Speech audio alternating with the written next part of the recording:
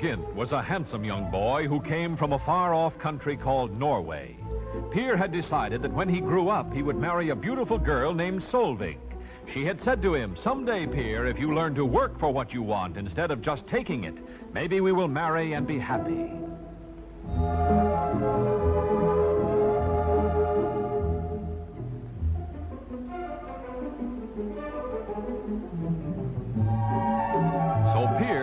To work as a cabin boy on a great ship.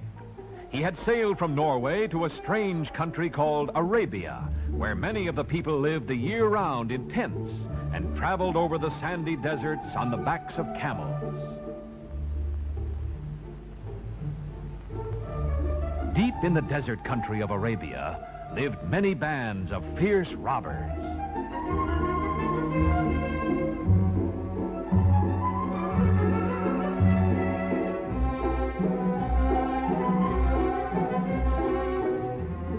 In Arabia, Peer met a beautiful but dangerous dancing girl named Anitra. She said to Peer, "Why should a handsome and clever young man like you work? I have easier ways to get everything you want. I know how we can steal all the money and jewels from Al-Hamid, the wealthy merchant, and we'll never be caught."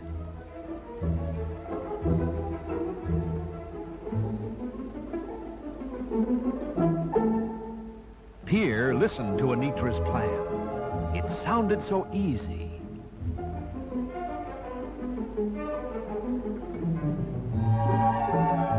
Late that night, when Al-Hamid was away, Anitra showed Peer how to break into the stronghold of the wealthy merchant.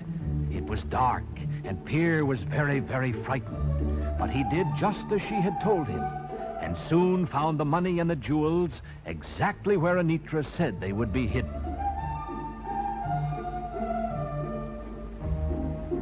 Peer heard someone coming.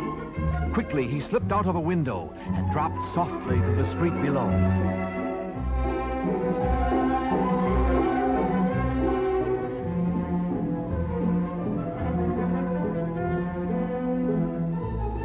With enough money and jewels so they would never again have to work for anything they wanted, Peer and Anitra jumped on a huge white horse and rode off into the desert. But neither Peer nor Anitra noticed the dark eyes that watched them as they rode away.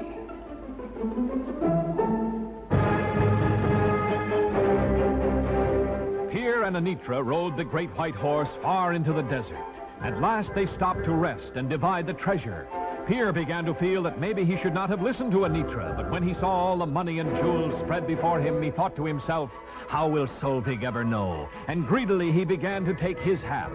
Finally, the two equal shares were placed in separate saddlebags and hung over the great white horse. Anitra told Peer to wait while she ran to the top of a small hill and made sure there was no one in sight. Peer waited. He saw Anitra signal. Had she seen someone? Had they been followed? Anitra came running back. "Peer," she whispered, "go to the crest of the hill and see for yourself." Peer left the great white horse and ran to the top of the hill. He looked into the distance, but there was nothing. He turned, then he saw he had been tricked. Anitra had mounted the horse, and waving back at him, she had galloped away with all the money and the jewels. Alone in the great desert, Peer trudged slowly through the hot sand. What a fool he had been. Evening came. Peer was thirsty and hungry. The desert was burning in the daytime, but at night it was freezing. Far ahead, Peer saw fires. As he came closer, he could see it was probably the camp of robbers. He crawled as close as he could, and there he saw Anitra standing before the robber chieftains. The tribesmen had captured her, taken all her money, and made her a slave.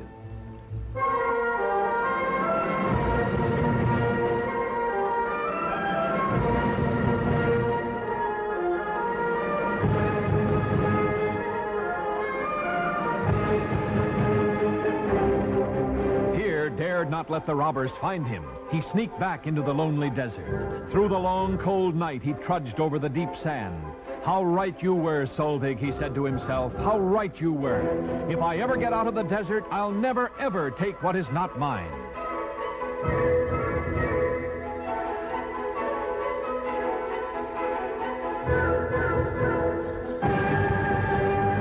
All next day, Pier struggled across the burning desert. And just when he thought he couldn't take another step, he saw the ocean ahead, and he knew he would be safe. He had learned his lesson.